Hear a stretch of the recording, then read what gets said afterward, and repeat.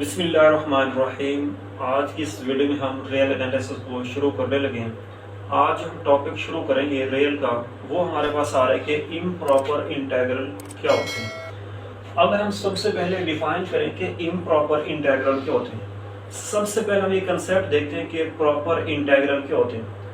अगर हम proper integral के बारे में बताएं तो ये ऐसे इंटीग्रल होते हैं जिसमें जो डेफिनेट इंटीग्रल होता है उसकी जो रेंज होती है, मतलब जो इसकी अपर और लोअर लिमिट्स होती हैं वो फाइनाइट होनी चाहिए। और दूसरी जो हमारे पास कंडीशन आ रही है कि वो फंक्शन क्या होना चाहिए, बाउंडेड होना चाहिए। किस पे? उस इंटरवल पे।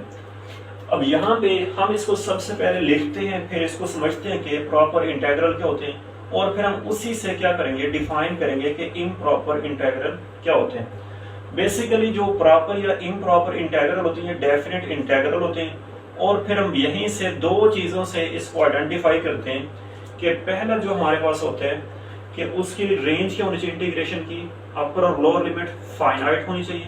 और दूसरी जो हमारे पास कंडीशन होती है कि वो क्या होना चाहिए, उस इंटरवल में से जो भी पॉइंट पुट करें आंसर क्या है, फंक्शन का कोई ना कोई फाइनाइट नंबर आए, इन्फिनिटी वगैरह ना आए। तो चलते हम इसको डिफाइन करते हैं। The integral of the form, the integral of the form a to b f of x dx is called proper integral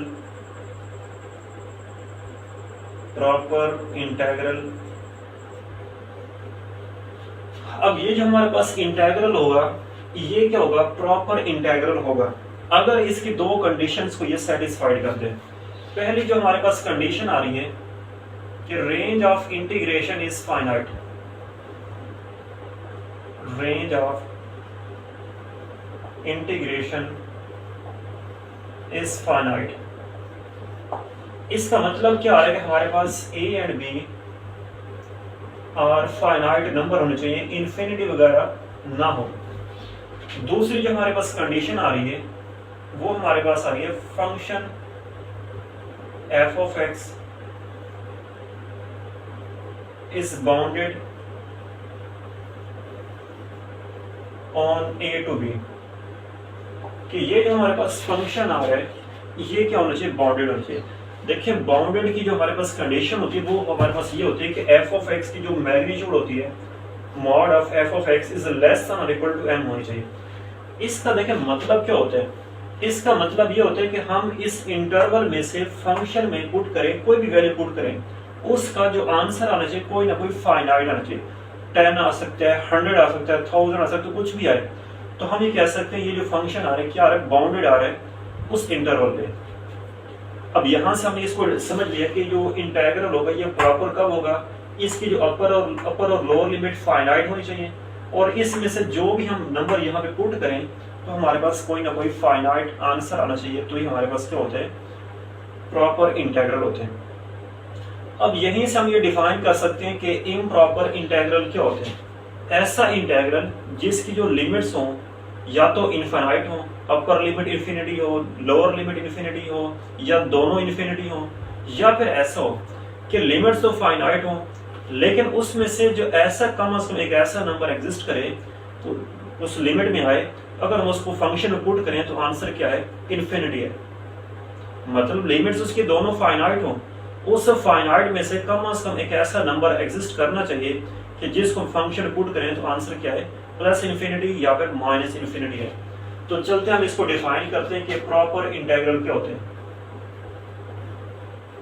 proper integral, अब यहीं से हम इसको डिफाइन करते हैं। The integral of the form, the integral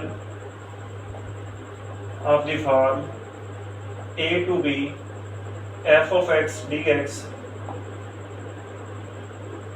is called improper integral,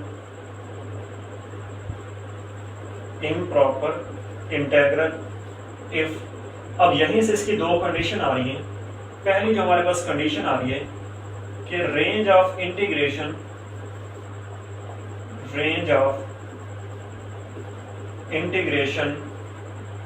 is infinite.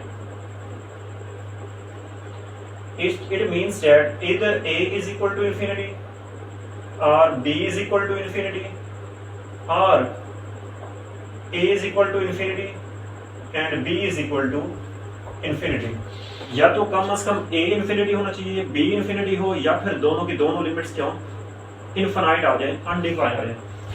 दूसरी जो हमारे पास कंडीशन आ रही है कि function is unbounded, function f of x is unbounded on a to b। अब इसका मतलब क्या आ रहा है कि फंक्शन अनबाउंडेड हो, इंटरवल क्या हो, फाइनाइट हो। अब यहाँ पे सपोज दैट मैं इसको लिखता हूँ, यहाँ पे 1 से 2 या 1 से 3 करने, first suppose that 1/x - 2 into dx। अब ये जो हमारे पास इंटेग्रल आ रहा है, क्या ये इम्प्रॉपर इंटेग्रल होगा? यस, ये इम्प्रॉपर इंटेग्रल होगा। क्यों?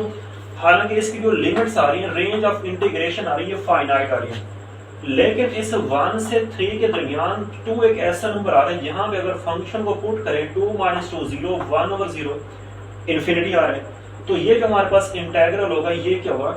इम्प्रॉपर इंटेग्रल होगा। अब यहीं से मैं इसकी लिमिट चेंज कर लेता हूँ। कैसे? सपोज दैट मैं इसको कहता हूँ कि 1 से 2 1/x + 2, लेकिन मैं यहाँ पे क्या कर लेता हूँ? इन्फिनिटी कर लेता हूँ।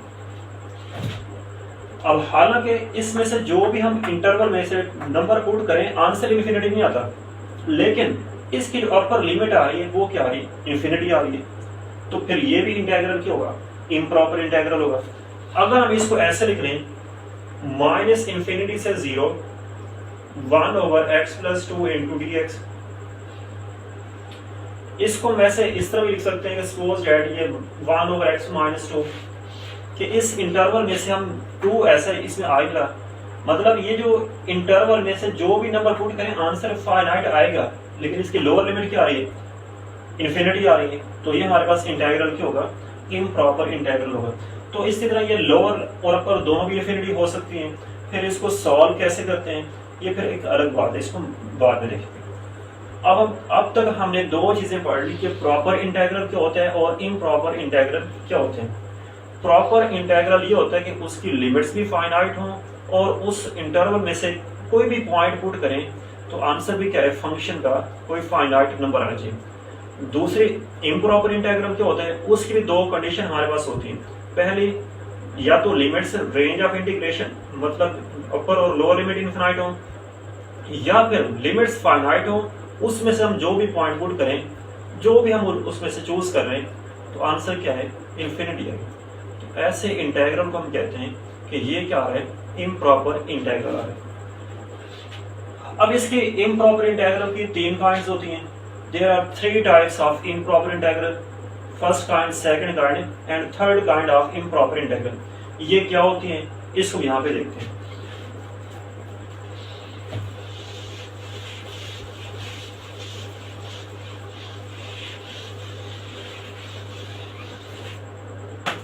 सबसे पहले हमारे पास आ गई कि फर्स्ट काइंड ऑफ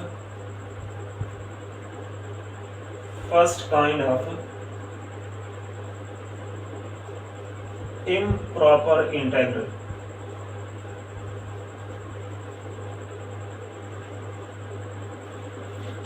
ये हमारे पास आ रहा है कि इम्प्रॉपर इंटेग्रल की फर्स्ट काइंड क्या होती है।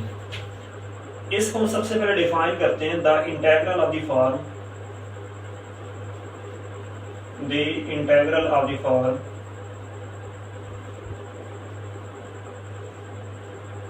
a to b f of x dx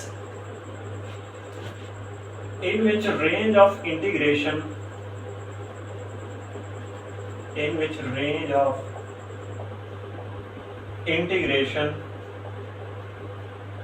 is infinite, कि जिसमें रेंज ऑफ इंटीग्रेशन क्या हो हमारे पास? इनफाइनाइट हो। अब इसका मतलब क्या है? या तो उसकी अपर लिमिट इनफाइनाइट हो, लोअर लिमिट इनफाइनाइट हो, या फिर दोनों क्या हो? इनफाइनाइट हो। इसको हम कहते हैं first kind of improper integral. अब सपोज दैट हमारे पास ऐसे आ जाए 1 से infinity 1/x+5 into D x. अब इसकी अपर लिमिट इन्फिनिटी आ रही है, या फिर ऐसे आ जाए -∞ से 5, suppose that 1/x² + 3 into D x. ये जो हमारे पास इंटेग्रल आ रहा है इसकी लोअर लिमिट इन्फिनिटी आ रही है, या फिर ऐसे आ जाए -∞ से +∞ 1/x² + 4 इंटू डी एक्स। इसकी जो हमारे पास लोअर लिमिट आ रही है या फिर अपर लिमिट आ रही है, ये क्या आ रही है, दोनों इनफाइनाइट आ रही है। तो ऐसे इंटेग्रल को हम क्या कहते हैं, first kind of improper integral. अब इसके बाद हम देखते हैं कि second kind of improper integral क्या होते हैं। Second kind of improper integral, improper integral. अब इसके हम डेफिनेशन देखते हैं। The integral of the form, the integral of the form a to b f of x dx in which function f of x is infinite, या फिर इसको हम कह सकते हैं कि ये क्या आ रहा है, अनबाउंडेड आ रहा है ऑन अ फाइनाइट इंटरवल, कि इंटरवल क्या हो, फाइनाइट हो, ऑन अ फाइनाइट इंटरवल। अब यहां से सपोज कर लेते हैं हम कि 1 से 5 1/x - 4 इंटू डी एक्स। अब इसकी जो हमारे पास इंटीग्रेशन आ रही है वो 1 से 5 फाइनाइट आ रही है, लेकिन इस 1 से 5 के दरमियान एक ऐसा नंबर आ रहा है 4, जिसको हम यहाँ पे पुट करें तो आंसर क्या आ रहा है, ये इनफाइनाइट आ रहा है। तो ऐसे हम इंटेग्रल को क्या कहते हैं कि ये improper integral of second kind आ रहा है। अब हो सकता है कि ये यूं भी आ जाए हमारे पास, सपोज दैट 1 से 5 1/x - 2 into x - 3 into D x. यहाँ पे इसकी जो लिमिट्स आ रही है वो फाइनाइट आ रही है, लेकिन यहाँ पे जो इसके दरमियान 2 आ रहा है इससे भी इनफाइनाइट हो रहा है, इसके दरमियान 3 आ रहा है तो उसमें भी क्या हो रहा है, इनफाइनाइट आ रहा है। तो इसको हम कहते हैं improper integral of second kind. अब इसके बाद हम थर्ड काइंड को डिफाइन करते हैं, जिसको मिक्स काइंड भी कह सकते हैं, मिक्स्ड, या फिर इसको हम कह सकते हैं third kind of improper integral. इसके हमारे पास डेफिनेशन क्या होती है कि जिसमें दोनों काम हो, लिमिट्स भी इनफाइनाइट हो और उसकी रेंज ऑफ इंटीग्रेशन भी क्या हो, इनफाइनाइट हो। The integral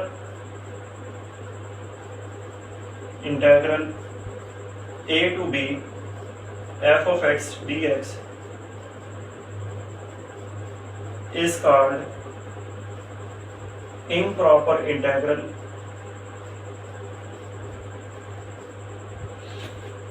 of third kind।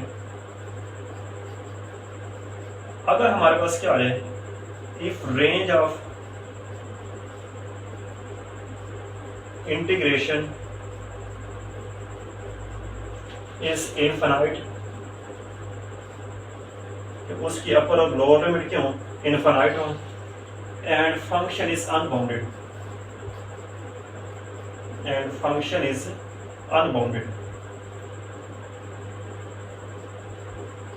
तो ऐसे फंक्शंस को क्या कहते हैं, सपोज दैट यहाँ पे हमारे पास आ रहा है -∞ से +∞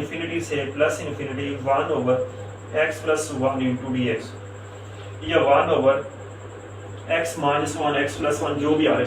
अब यहाँ पे इसकी लिमिट्स जो आ रही है वो इनफाइनाइट आ रही हैं, और इसके दरमियान यहाँ पे -1 एक ऐसा नंबर आ रहा है जिसको यहाँ पे पुट करें आंसर फिर फंक्शन भी क्या हो रहा है, इनफाइनाइट आ रहा है। तो इस तरह को हम कहते हैं improper integral of third kind.